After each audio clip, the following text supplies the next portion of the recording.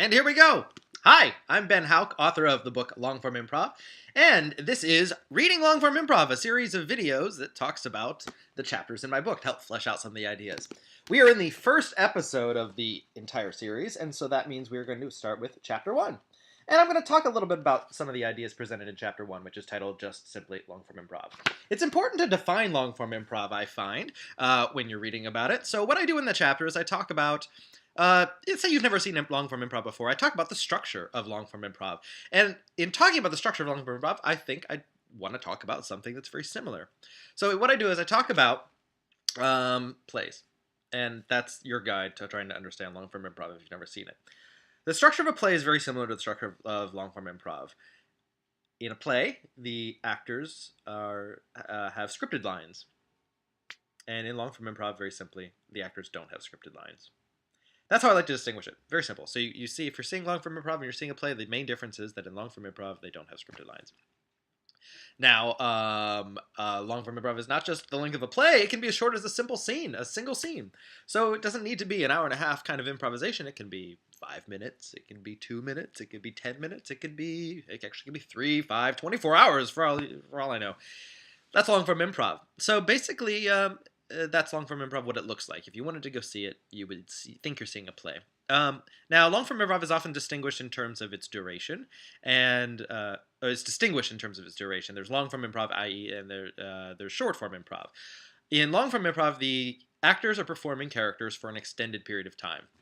They're on stage, they're doing a character for several minutes. And I'm specifically intentionally not saying it's a 2-minute to 24-minute scene. It's just an extended period of time. Short form improv is just improvising for a shorter period of time. It could be as simple as doing one line.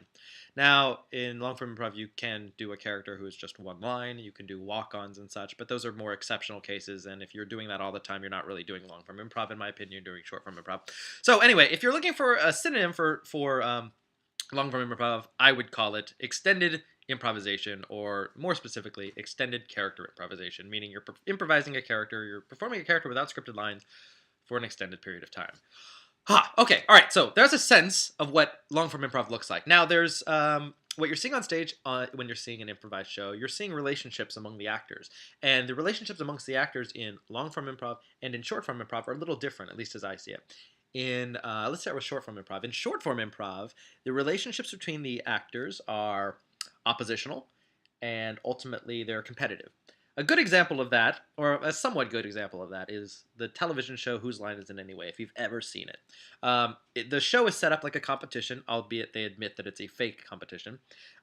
It's set up like a competition, so you see maybe 4 actors on stage, and they're all playing against each other, and at the end of the little game that they're playing, someone wins. So they're opposing each other, and ultimately the thing is competitive. Now, long-form improv, completely different story. Don't have a good example other than I described as like a play.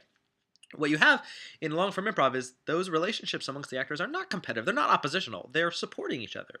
That's the opposite of oppositional. They're supportive. They're helping each other.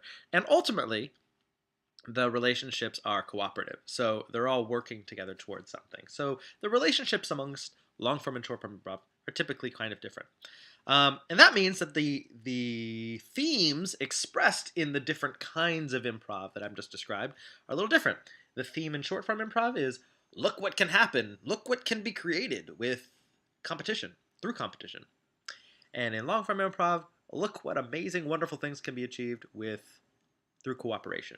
So there's a little different thematic expressions in them. So that means that in long-form improv, the stuff I'm teaching, you're going to have supportive relationships with the actors that you're performing with, and you're trying to create something cooperatively and express the theme, the cooperative theme, the look what can be achieved with cooperation theme.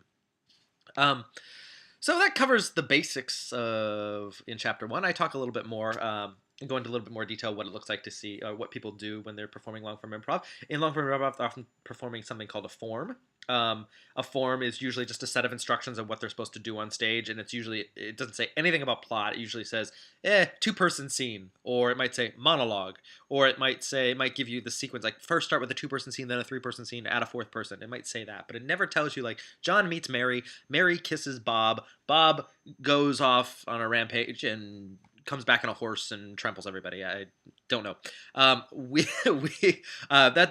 what we have, right? With that's what you typically see when you're seeing long form improv. Though it just is a matter of playing a character for an extended period of time, so you don't necessarily even need a set of instructions. You can just get up on stage and perform a character for a while.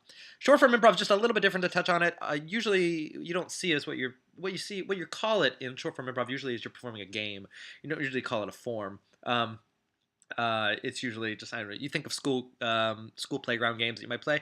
In a similar way, short form improv is a little bit like that, playing little codified games. Similarly, it might not tell you what the character is you're playing, but whatever the case is, usually what happens is you're playing a very simplified version of a character, or you're just taking a character for a short amount of time. Maybe you're just saying one funny line. That's what short form improv is. If you put a deaf person in the room and they're looking at it, they're probably going to see, in some respects, the same stuff. But if you start putting labels on it, in short form improv, you're calling it a game. Long form improv, you're calling it a form. Whatever. That covers the bulk of the chapter 1, and then I touch a little bit on one thing that's important to lay the groundwork when doing improvisation. I teach what I call my rubric is that no idea is bad, wrong, incorrect, etc. No matter what you do on stage, it's not wrong, it's not bad, it's not incorrect, it's not horrible, it's not horrendous. It's just what it is, or better. It might be in a positive way. It might be, it might be, that's fantastic. Oh my God, that's great. That's wonderful. Oh my gosh, that's brilliant. I can't believe what you just did.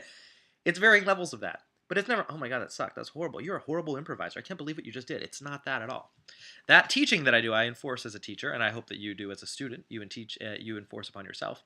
And it comes from the teaching that, what I learned in classes is that every idea is a gift. And everything on stage is a gift. So if everything's a gift, that means everything is good in some degree, and that nothing is bad to a certain degree. At least that's how I interpret it. I think the one last thing I've said that I want to say is that I might call you an improviser in this whole series. I don't really call you an improviser in the book. I call you an actor, because that's fundamentally what you are. You're an actor, and improvising is a form of acting, but ultimately you're an actor. So it will benefit you not to necessarily go take comedy classes. It will benefit you to take acting classes when you're doing long-form improv, because you'll know how to play a character, know how to put on a character, and know how to perform a character. Now, in long-form improv, I do cover some of those skills, and those will be in later chapters and later videos. But for now, I want to thank you for listening to about Chapter 1, the first video of the series. Pick up my book, Long-Form Improv. It's at Barnes & Noble. It's in Kindle version. It's a Nook version, EPUB. You can pick it up on Amazon and Barnes & Noble, really anywhere you want. And I think the link is probably down there somewhere, wherever YouTube's putting the description now. I'm Ben Hauck. Thanks for watching, and ta-ta for now.